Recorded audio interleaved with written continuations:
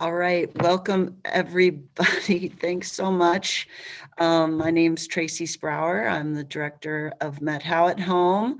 And this wonderful program here with Brian Marotti today, talking to us about firewising our homes and neighborhood, is part of the Get Ready series. And it's all about being proactive and just meeting the challenges and the opportunities of staying in our own homes as long as we possibly can. So, living here in fire country, it's really important that we all are in this together, working together to be more fire wise and fire adapted. I also just want to acknowledge that we are on the ancestral homelands of the Methow people. And so we just take a moment to just really feel the responsibility and the gift of being in this really incredible place that was tended for thousands of years. All right, and with that, I'm going to hand the baton to you, Brian. Okay, doke. Well, I'll hit the share screen here and then I'll open the presentation. Okay, it says you disabled. Oh, sorry. Here we go. Okay, doke. Are you ready? Yes. Let's give this a shot. Yeah. And if you Okey-doke. want to just introduce yourself, that would be fantastic. Okay, doke. Let me get my PowerPoint presentation open up here. There it is. Minimize that. Go here to share screen. Click. There it is. That's the presentation. Let's share that. Okie doke. So folks, you should be seeing a PowerPoint. Tell me if you do. Yes. Okay, good. Great. So broadcasting is in place. I'll give a quick introduction here. I'm going to go through this presentation at a good pace and allow time at the end for you to ask any questions that I might be able to answer based on what we covered here. Let me go to the full screen view here. So this will now you should be seeing. Go here. You should be seeing the full screen. Do you see the full screen? Yes. Okay, good. So I'm Brian Marotti, and what we're going to talk about today are these things. I'll introduce myself here as well. My wife Marcia and I moved here really actually full time a couple of years ago. We built a house up here in Liberty Woodlands, which is just south of Mazama by about 3 miles. And we did that in 2017. I actually built the house with my brother-in-law. I'd never built a house before, but built a house and with everybody to help. And in 2017, my daughter rented it for a year. My daughter Louisa also lives up here, and she's just down the street from us. Now she moved into one of the first of the Methow Housing Trust homes down in McKinney Ridge. And she's the Mazama store bakery manager, and she's my boss because I work at the Mazama store a couple days a week. My background is I've retired, although I'm still pretty busy with stuff. But my career was in television, corporate television, and photography, instructional design, instructional television, that sort of thing. Did lots of technology-based training and things like that. So moving over here was just a wonderful thing. We moved from Port Townsend, where Louisa grew up, and we lived there for 33 years in a house that we liked uptown. But this area, as Tracy said, is very compelling and fits so well. We came to finish the house, and we decided to stay. So we sold the house in Port Townsend last year, and here you are looking at me. We're here. So that's a bit about my background. And what I wanted to talk about was the Cedar Creek fire, for starters. So I was the property manager during the Cedar Creek fire and at Liberty Woodlands here. So I was responsible for the community. And some of the things you'll see in this presentation are related to that experience. So those of you who are in the valley know about the Cedar Creek and Cub Creek fires, and probably the most significant fire activity that we saw up valley here, so close to homes in maybe forever, I'm not sure, but certainly it was an experience for me. This picture shows what it looked like the day we were told to evacuate, level 3 evacuation. On the left is the green spot, is about where our community is, and you can see all the hot spots just up the hill from us. And the picture on the right, that shows the view from up valley, and our community was right to the left of the gap in those two hills. And eventually the Cedar Creek fire came down and it burnt into the community. I evacuated on the 21st when we got our level 3.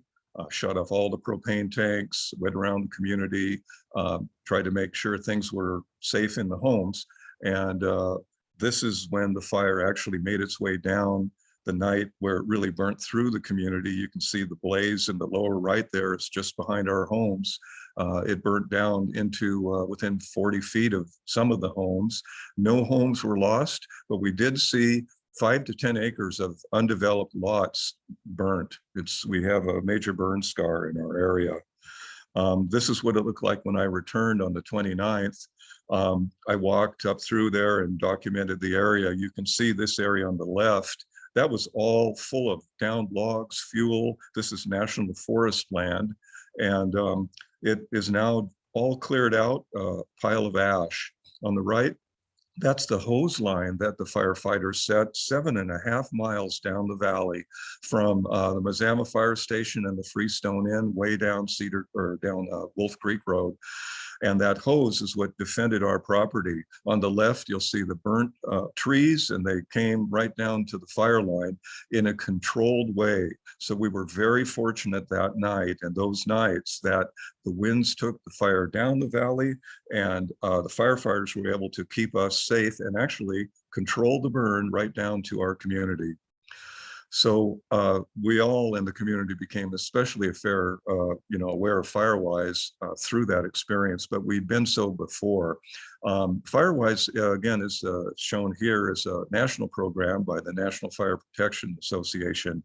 And what you do is, as communities adhere to their principles and perform activities, they're awarded a certificate. There's a number of those communities in the valley. Liberty Woodlands is one. I believe the Wilson Ranches, Edelweiss, and Pine Forest and others. The DNR also has provided grants for us to take care of some of the things like tree thinning and so on. That's been because of our compliance with Firewise. So it's a real benefit for people to do that. A lot of this presentation is going to be based on something I took online as the property manager, the Online Forest Owners Winter School, which was by Washington State University. I captured slides during the Zoom presentation, and that's what you'll see here with just a great deal of information about fire, protecting your homes from fire, and managing your landscape. So real quickly, the Department of Natural Resources categorizes fires. And despite all of these bars here, most of those red bars were human-caused fires. Most fires are caused by people, either with slash piles that get out of control or foolish things like not putting out campfires or using fireworks. As you can see, this kind of also scores into the human category. You see most of their fire locations in that period of time were in populated areas. There's a lot around the Spokane area there, of course, where it's so dry. So Eastern Washington, of course, gets the lion's share of the major fires compared to Western Washington. Back to grade school here. What is fire? Fire is hot. And fire needs 3 things to exist: oxygen, ignition sources, and fuel. We can't do much about oxygen here as humans on the planet. And ignition sources we can control to a degree by putting our campfires out, not throwing our cigarettes out the door. But fuel, that's the main thing we can control. And that's what Firewise is all about: controlling fuel to prevent it from igniting your home. From fire, heat can transfer 3 ways: conduction, radiation, and convection. Conduction is a fire or a flame touching your house. Radiation would be the nearby flames with radiant energy, and convection is superheated air, which is a real big deal with wildfires. This is I'm going to linger on this slide for a minute. This is the backbone of Firewise, these zones. Defensible space. They've categorized these 3 areas as areas of different focus in the Firewise concept. Close to your house, zone 1, a little further away, zone 2, and zone 3, the distant property. Probably the biggest source in a wildfire of home ignition are embers and firebrands, and they can travel for miles, miles and miles. Indeed, some of them can be very large pieces of burning debris, much like you pick out of a campfire, that are propelled through the air and onto your home. Protecting your home with a proper roofing and so on is a key element. There's an example of something where a home burnt down, surrounded by trees that survived because an ember landed on for probably an ignitable roof on that home, or maybe near the house, enough embers to cause combustion and burn that house down. Embers, so I didn't know anything about this. I mean, this is all pretty new to me. I'm a newbie here in the community. So when I went to the presentation, I go, what, sparks? What are embers? Well, like I said, embers are carried aloft from the fire. And in the picture on the right, you can see an ember storm taken in a photograph. Embers just showering the area as the winds, the high winds from a fire come along. And you can see on the left what happens if you have a highly combustible roof and an ember lands on it, like that cedar roof. So keeping your roof, this is sort of element 1 of Firewise, keeping your roof clean and ensuring that your roof is made out of non-combustible material. If you have a cedar shake roof, like the image shows there, it is a high-risk type of roof. Metal roofs are, of course, popular in the valley. They're preferred. Composite roofs are good too. You know, asphalt or shingled type roofs are good too. But keeping them clean is key, because embers can ignite material on the roof.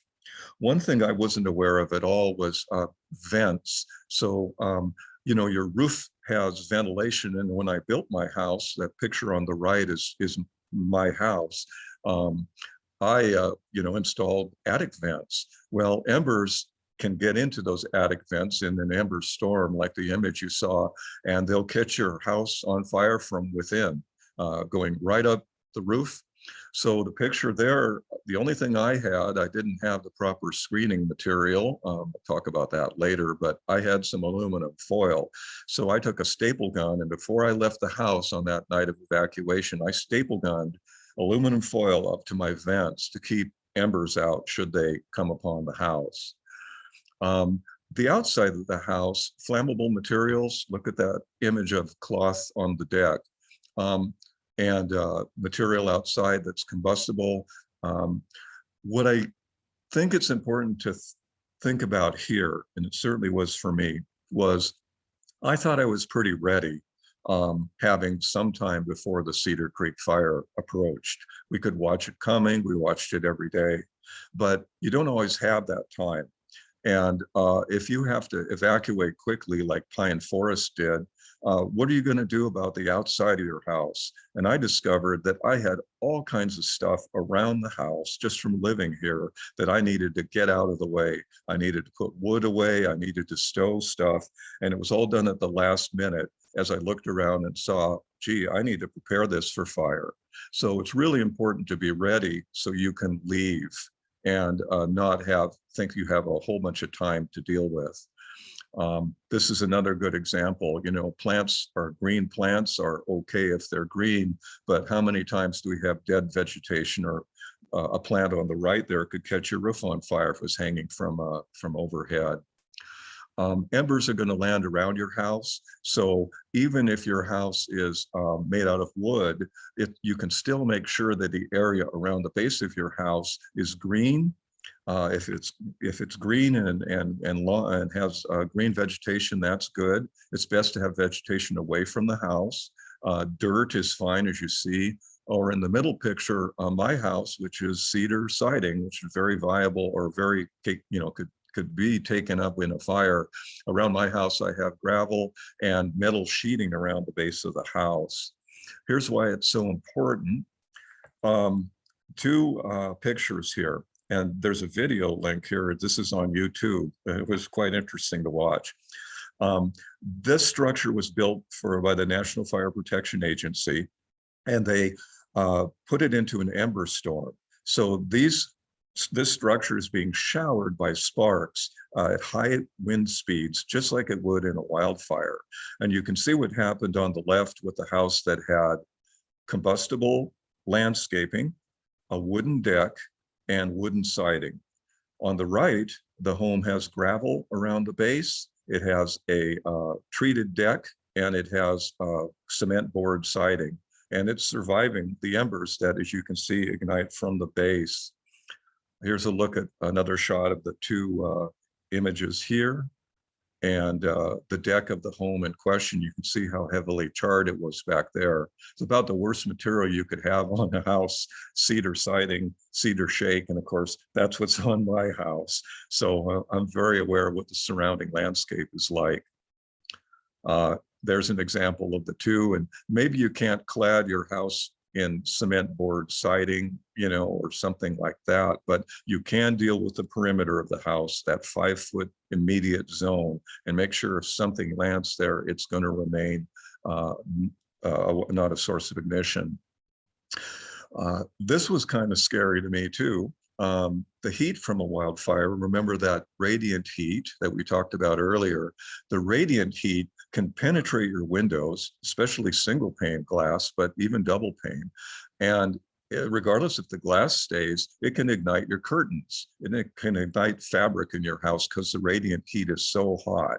So even if the glass survives, the interior can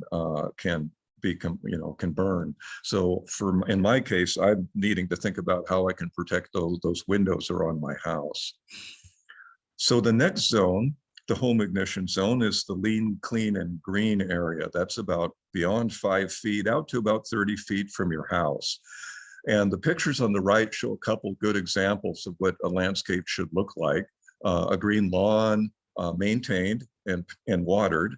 Material like rocks and dirt around a house on the lower picture. One thing that's important about houses, if you look on the lower picture, you'll see the underside of that deck. Well, it's open to the air, and embers could get under that wooden deck and ignite the deck from underneath. So what Firewise recommends is you put 1/8 inch mesh screening, like screen door screen, but metal mesh screening underneath porches and overhangs like that to prevent embers and brands from getting under there and starting your house on fire. This same image is a picture of our house. That's what we built here in 2017. Look at all those windows. Look at that cedar siding. So it's definitely a risk. This is the first picture above was when we had pretty much just got started landscaping, and the lower picture shows what my wife Marcia has done. Beautiful green lawn. We have a gravel around the house. So we're doing what we can to protect the house. This image gives pause. This is a closer picture of that earlier one I showed you, the night of the 25th, when the fire was burning down to the final area above the woodlands along that fire break. That's a pretty scary image. And Lee Whitaker, whose home is right there in the image, I don't know if you know him, but he stayed during the period of time. He said it was pretty scary just hearing it. But the firefighters were there, and again, no homes were lost. So keeping the area clean and green.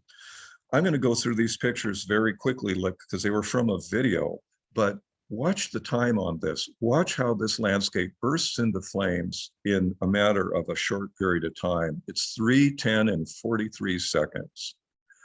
10 seconds later, superheated air starts to catch on fire. Now it's fully involved, 400 degrees centigrade, only 15 seconds later. Again, about 15, 20 seconds, it's climbing to 800 degrees centigrade, 900 degrees centigrade. All the air is on fire and it's causing the bark and the gases to ignite. The landscape's ablaze, but it's starting to come off now. It's only been 30 seconds.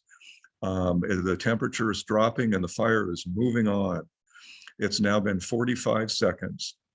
We're now looking at not quite a minute, and this is a minute or so from when we started. It's starting to move on. The fire has moved on. This is 1 minute ahead. We're seeing the end of the fire as it passes through, and this is 90 seconds. 90 seconds about elapsed time. The fire has passed through. It's still very hot and it's still good, but look what it did to the fuel in that time. So if your home, the takeaway for me was that my home needs to survive. Would be an extremely intense wildfire moving right by your home. Your home needs to be able to survive a matter of seconds to a few minutes, not like days in a fire. It's typically going to be fast if it moves through with that intensity. So keeping the area around your house clean, that sort of blaze wouldn't happen close to the structure. And you can see here a good example of the lawn, even with a wood home, how that would keep it from blazing like you saw. A couple more pictures of our house to show you the gravel and the grass and so on. During the fire too, by the way, the area around our house is natural vegetation, lupin and so on. And my wife, Marcia, kept it watered. We moved a sprinkler around the perimeter of our house beyond 30 feet there, just to keep the landscape as green as we could. Another good example of a planting, if you're going to plant close to the house, think about things you could do to prevent ignition. So speaking of plants, there's a good resource about what to do about plants that can survive fires. And it's this document. This is the fire resistant landscape information from the University of Oregon. There's really good information there about plants to plant that can survive, that are fire resistant. And these are the characteristics. So they don't tend to accumulate a lot of dead vegetation and they're very open. You don't want resinous or waxy, oily type of plants. And they don't want to be too terribly brushy. They can be very lush, that's a good thing. And most flowers and garden plants meet the criteria for fire-resistant plants, but there's native species that are even better. Couple examples of, there's across the street from our house on the left, the landscape there being very green, and the pictures on the right show the difference between April in the area around our house where everything was all winter dead, and June. Look how quickly the landscape came back.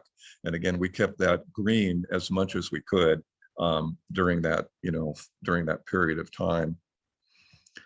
So way out beyond the property, and it isn't that way out, but say you have greater property than a lot, 30 feet, 100 feet plus, that area is unimproved. And out there, you don't need to do so much maintenance, but you can prepare the area for fire.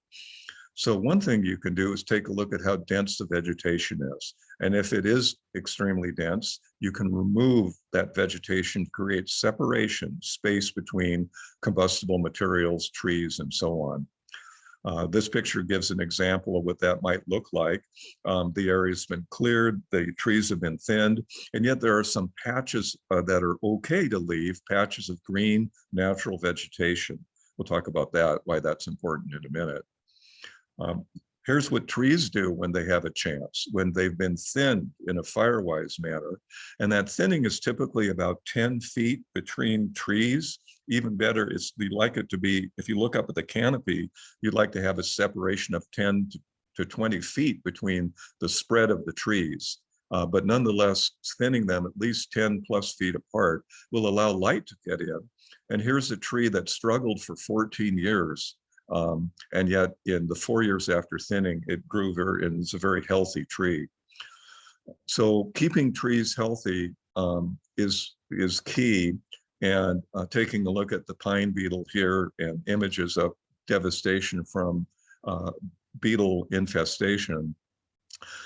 One of the big risks we ran into and it came to pass during the Cedar Creek fire, was the beetle kill trees that were in the national forest behind us. So all the way up behind Lucky Jim Bluff, which is where we are in the valley below Lucky Jim Bluff, back up Little Boulder Creek, we all knew it was dry. There were beetle kill patches of trees, and it was just a tinderbox. And when the Cedar Creek fire blew over Sandy Butte and came down into that basin, it burnt like a crucible. And if you look at, I'm getting goosebumps talking about it. If you look at the area behind Lucky Jim Bluff between Sandy Butte up in the valley, you'll see nothing but burnt trees in a bowl. It could have devastated our community, but what it did was the winds carried it away, carried it above Lucky Jim Bluff and not across the lower valley. So we survived it. One of the reasons that we would have been, in better shape and our landscape's very healthy is this, what should I say, keeping a greening, clean forested area doesn't mean that you turn it into a golf course where it's just nothing but trees and grass. You want to have habitat for the animals that are going to eat the pine beetles, that are going to eat the, basically keep your landscape insect free. And they live in all these places. So the SLOPS acronym is shrubs, logs, open spaces, piles, patches, and snags. You want to keep those when you look at firewising your landscape so that you have birds and other insects that'll take care of your community and your landscape. So ladder fuels. Ladder fuels are, what were those? Of course, I didn't know anything about that. Ladder fuels are those kinds of shrubs that can catch on fire and then catch the lower branches of a tree on fire and turn it into a candlestick. And literally the night I evacuated, I looked up the hill above us and I saw full-size trees, 100 some foot fir trees lighting off like a candle with the flame going the equal height, 200 feet in the air, just bursting into flames. And ladder fuels are what caused that, fuel on the ground that burns up the sides of the tree. So here's a picture where we have some ladder fuels, small trees that are next to a larger tree.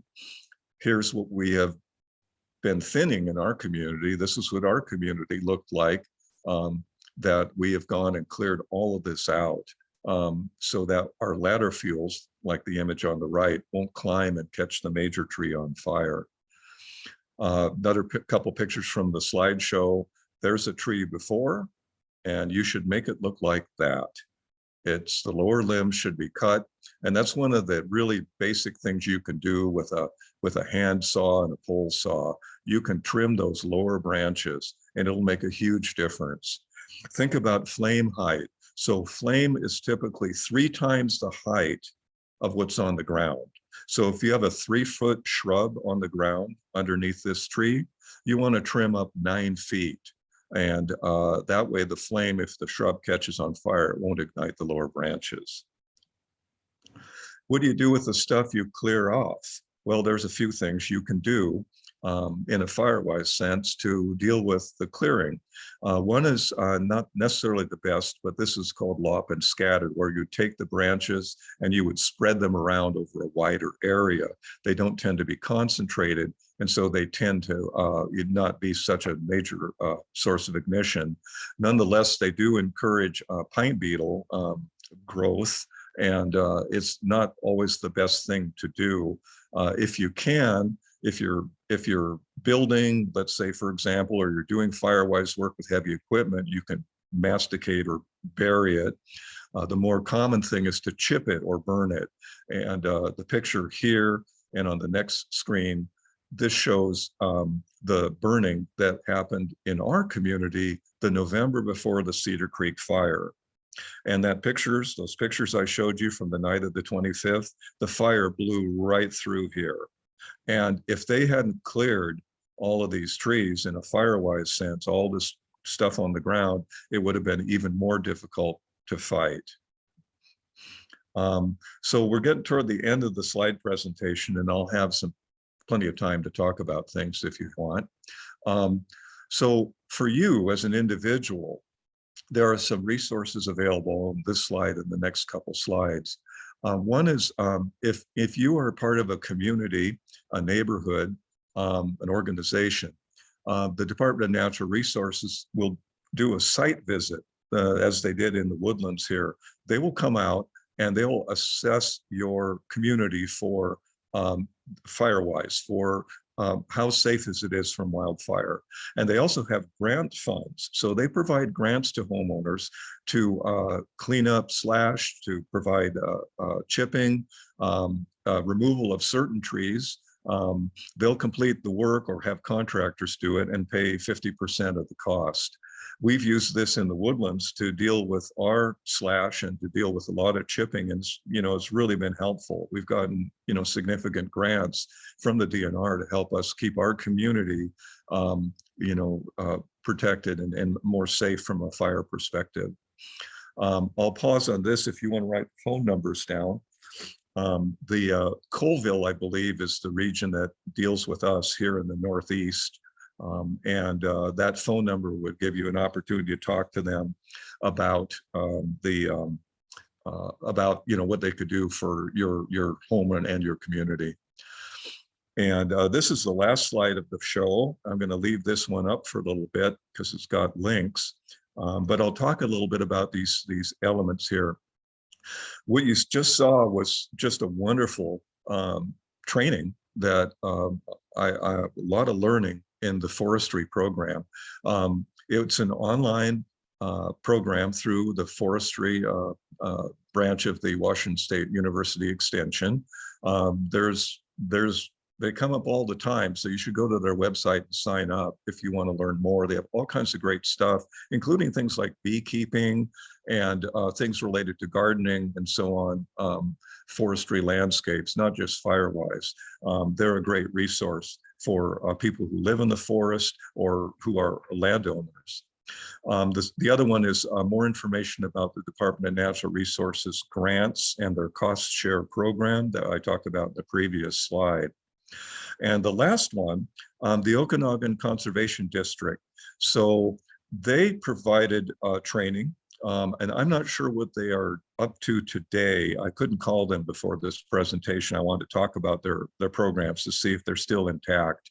But the link you'll see there about wildfire that talks about what some things they do.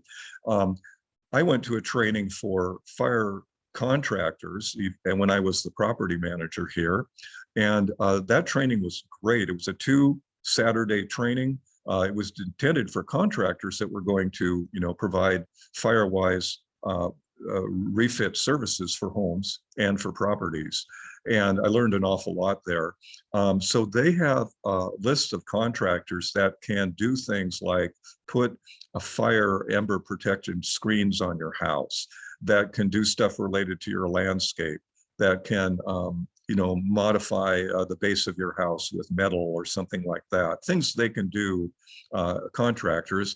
And the Conservation District provided, I assume they still do, provided wildfire risk assessments for your home. So they would send out an individual to your house. I learned how to do that at this training session. And that individual would assess your house. We learned how to assess a house with a checklist for many of the things you saw in this program. Is the base of the house safe from embers? Is the propane tank adequately far enough away? Is there no growth around the propane tank? Is the roof repaired? And so we learned things like that, that you go around with the checklist that you can provide to the homeowner so they can be aware of how they can take action themselves or bring in contractors to take care of it. And that is the last of my slides. I wanted to allow time, it's going to be 20 some minutes to talk. I can also go back to previous slides. So Tracy, I'll pass it back to you. I could stop the sharing. I'll go ahead and do that. There you go. Okay, fantastic overview, Brian. boy, I hope that yeah, thanks, Jean, for the applause. Yeah,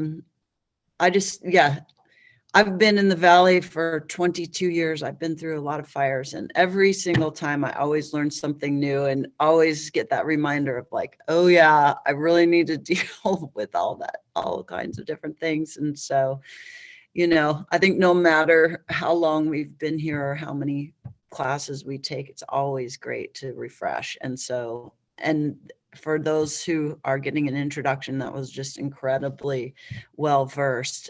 I'd love to hear from anybody who has any comments or questions in our participants today. There's nothing that popped up in the chat, but Betsy.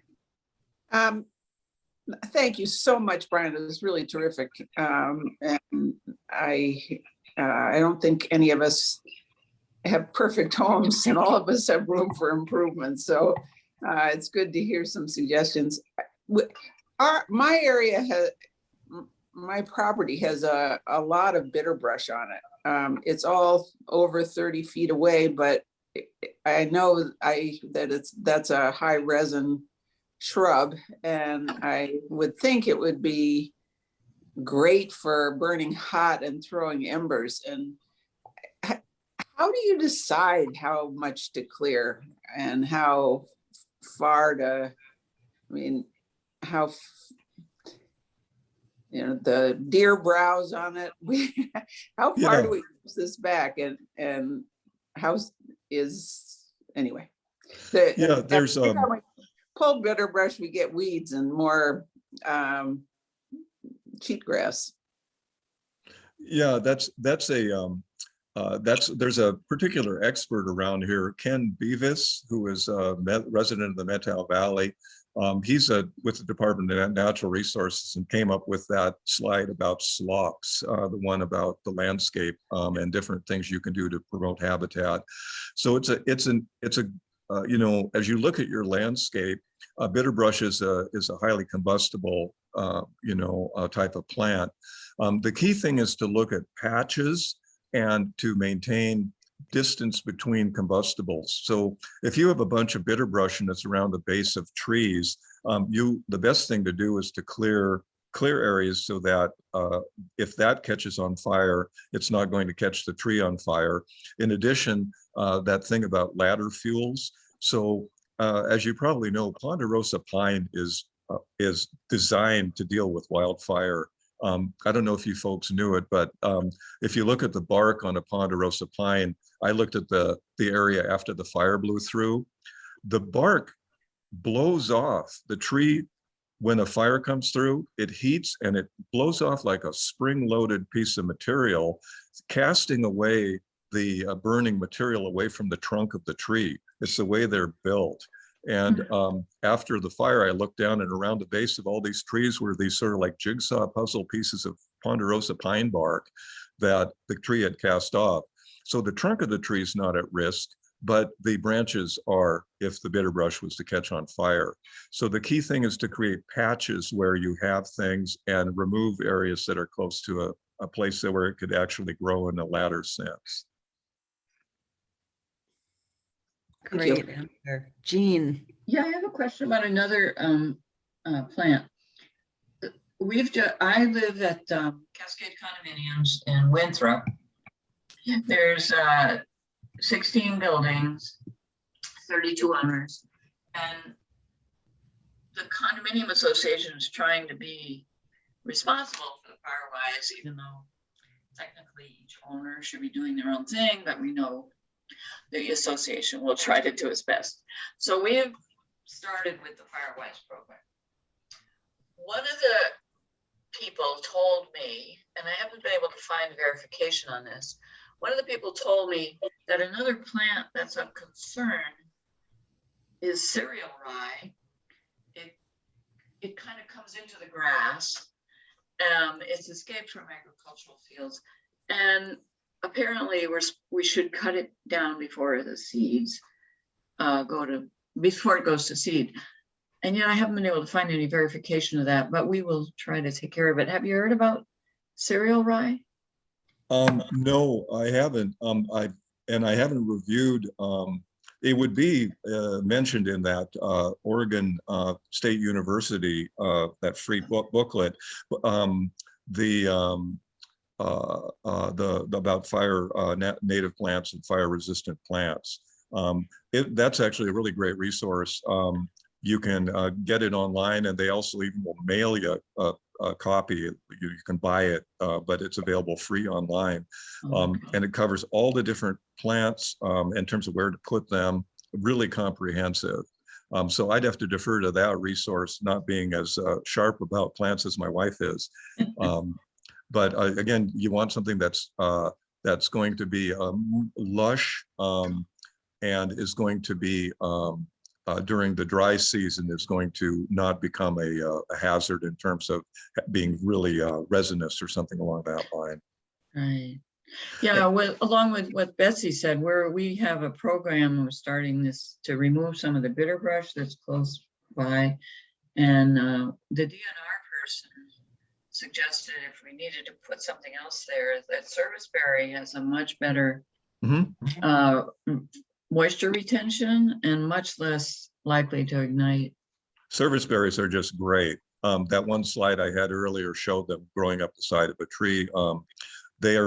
Serviceberry is a really good, for a lot of reasons, aesthetically, it's a wonderful, wonderful tree. The key thing there would be to ensure that if it's going to just go wild, you want to be sure that it doesn't become a ladder fuel, so it's not underneath a tree with combustible limbs above. But if it's standing on its own or in patches out there, open space, there's nothing wrong with that. You know, I looked at our wildfire burn scar where we had serviceberry up there. It was quite interesting actually to go through the burn scar. So this is where that fire came down and just burned right down to the edge of the community. But there were places up there, little drainages where we'd had lush green growth. I don't know all the plants, like I said, but there were patches of really broadleaf, lush shrubs, a gooseberry, lots of gooseberry, things like that, untouched. Fire just jumped across them. They were not burned. They were green. Everything was ash around either side of that. Serviceberries, they burnt, but the stalks didn't burn. They were green. All the leaves burned off of them, but the plant itself didn't become fully involved. So they survived too.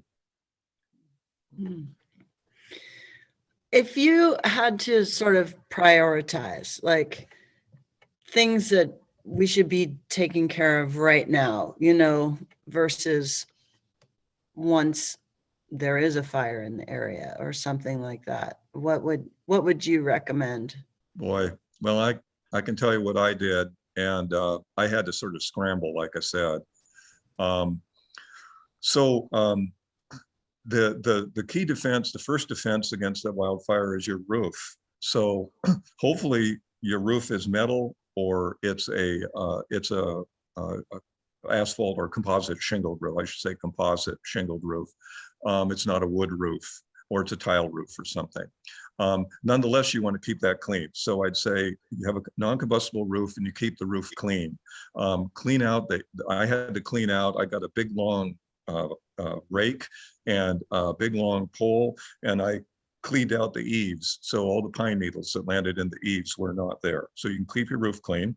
The other thing you can do is take a look around your house and make sure the base of the house, again, that immediate zone, that 5-foot zone, is non-combustible. Get some gravel, bring some gravel in.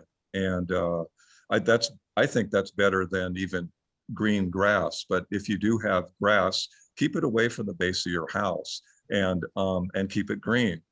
Everywhere you should be able to drop a match or anywhere around the exterior of your house and have no issues. So you want to make sure that 5-foot zone is key.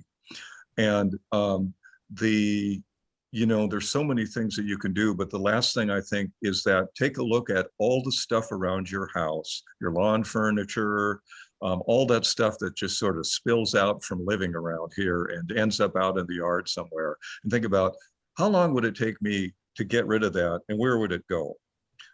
I ended up I ended up the week before going to the dump with multiple loads of stuff, just to the dump. I threw away all kinds of stuff that was just out there. And if I'd got a level 3 evacuation like Pine Forest did with just, minutes, literally, they just bang, went to level 3. All that stuff would have still been out there. Stuff like that. Those are things you can do in terms of your property immediately. If you can water everywhere you can. Let me talk about that real quick too, about watering. So some people say you put on a sprinkler and, put a sprinkler on your house. I thought about doing that because you saw what my house looks like. It's a tinder box. It's cedar, right? It's what you start fires with. So, but I didn't do that.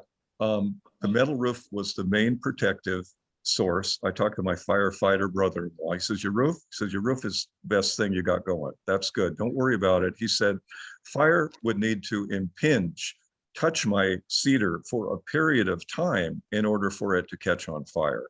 But nonetheless, I was really concerned about that. And there wasn't a lot I could do. Sprinklers, however, people think we'll put a sprinkler on the house. Well, what that does, it could cause long-term damage by leaking into your house, for one.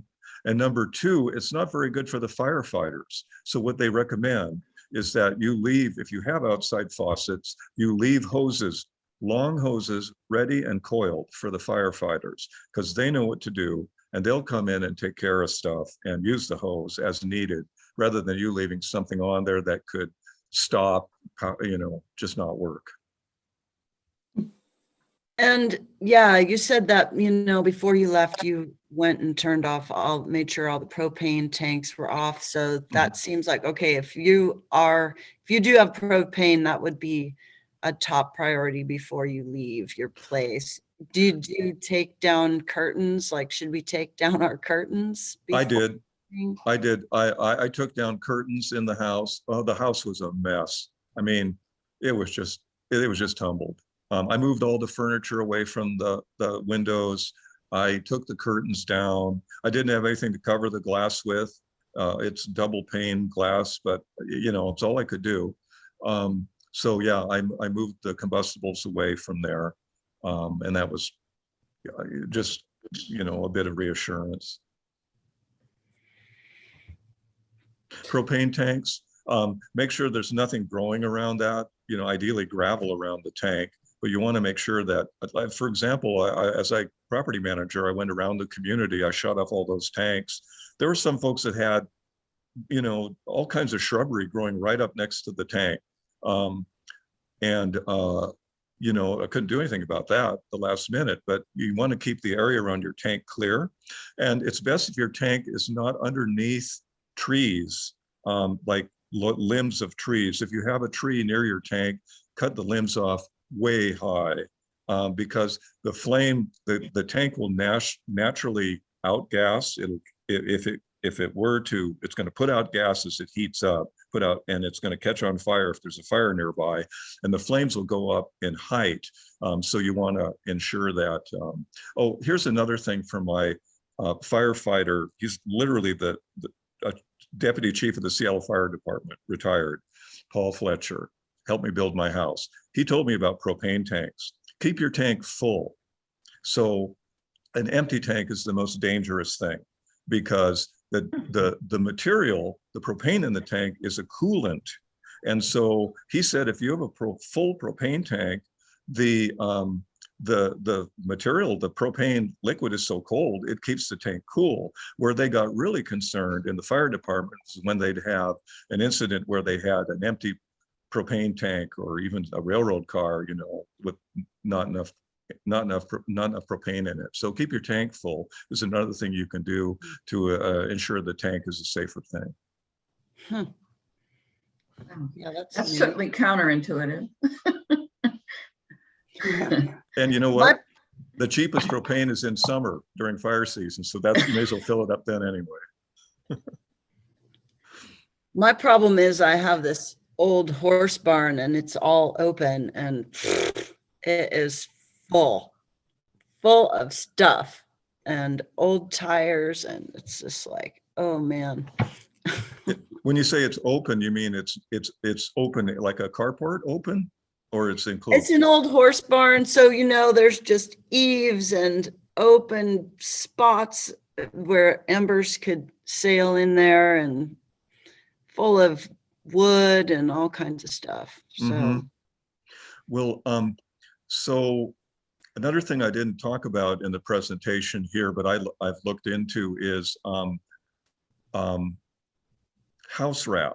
And what the firefighters will do is they'll wrap your house. Well, you can buy that stuff. And I haven't done this. I'm actually looking to do it this year. In terms of buying material, it's like a Mylar space blanket kind of stuff. It's made for protecting homes. To do my whole house is going to be about $900 in the material when I looked at it last year.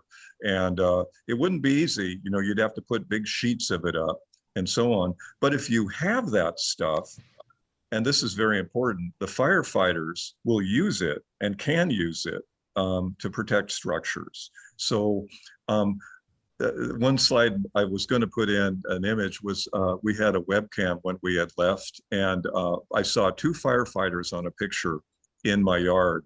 And days before, just like a day before we got our evacuation, the various firefighters came through here and they triaged or assessed the properties. And they looked around at our property and they kind of gave a thumbs up, yes, and they put a ribbon on the tree. And the ribbon indicated they called it prep and hold. It meant that place is survivable and we're going to prep it and hold, and they would hold it in the event of a fire. They would come here and deal with it. But if they have a structure that's going to not, they have to choose structures, and if they have limited resources, they're going to go to the one that is firewised and has the most chance of survival, and they're just going to have to let other ones go. So that's another reason Firewise is important to the homeowner. absolutely. And it is a little trickier if you're not a part of an HOA or something like that to actually get the resources, because it's a lot of work to do it. But it's, yeah, I like these resources that you put out here from the DNR and the Conservation District. And we also have fire adapted Met Howe Valley that Met Howe at Home has a partnership with to help Firewise help folks, especially in these more independent situations, try to get Firewise, because it's a lot of work. Well, see, that's a key thing as I present this to Met Howe at Home. I mean, I'm 68, I'll be 69 this year. Folks, it's hard to do stuff like climbing up my house on the side of my house on a ladder is a lot different for me today than it used to be. I could still do that, but some folks can't. So folks that have homes here, it might seem really daunting to start to prepare your home for fire, but take a look at the things you can do, and then certainly reach out to all of those resources. Give them a call, because every lead leads you to another lead and more information. And you never even know what those folks have that are professionals that have connections. There are grants available to individual homeowners. Those 50% share grants, they don't have to be necessarily part of a community. It can be an individual homeowner. So those are the things to reach out for and see, who's out there to help. Yeah, there's also another great resource that the Fire Adapted Met Howe Valley have connected with. Team Rubicon is a group of vets that are all over the whole country helping. They were helping on the backside of disaster, and now they're trying to help on the front side to. Yeah, I read about them. They're quite an organization, the whole foundation of them. And yeah, they're now starting to help with prep and so on. If you think about it, I mean, wildfires and communities, it's a national, but especially a West Coast challenge. And everything's growing. It's a business too. There's professionals that take care of things from preparation to actually suppressing the fire in order to keep us safe. So, take advantage of those resources when you can. Betsy.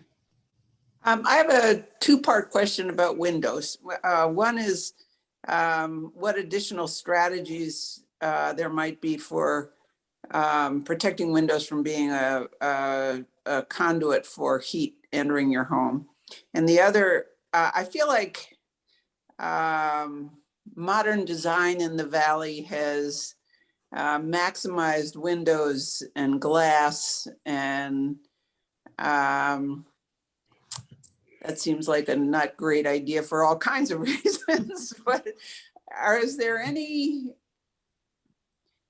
advice you give homeowners or home builders around how to best prioritize their fire protection as they consider these things?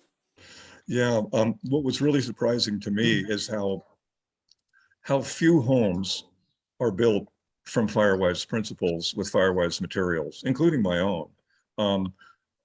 Builders tend to follow convention, and they repeat what they do, and designers do the same thing.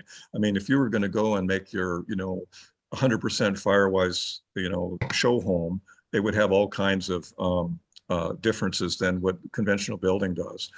So windows, of course, a big concern of mine. I'm looking at them all in the room here. I've got a double pane, high insulation, vinyl clad windows. They don't sound very good for fire. What can you do about windows? And like you mentioned, some of the homes that have large windows. Well, by code, of course, large windows over a certain size have to be tempered glass. So that's a good thing. That it makes it a more rugged window.